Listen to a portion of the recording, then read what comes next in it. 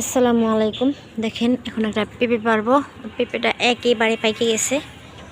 এখন অনেক বৃষ্টি হয়েছে, বৃষ্টি কিন্তু থামছে, কিন্তু পেঁপেটা আমি কীভাবে পারবো সেই চিন্তায় আছি। এক হাত দিয়ে তো রটও পারি না উঁচা করতে, আর মোবাইলও ধরতে পারি না। যে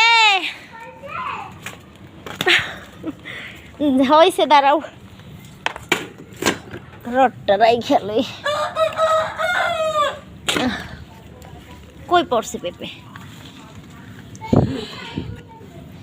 পেঁপেটা মানে এত সুন্দর পাকছে দেখেন, মাশাল্লাহ। একবার বেশি পেকে গেছে আর নরম হয়ে গেছে বেশি।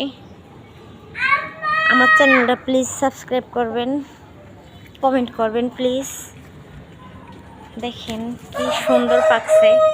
আর আমাদের কাছে লেবু দেখেন, থোকায় থোকায় কিন্তু লেবু ধরছে, এত লেবু ধরছে।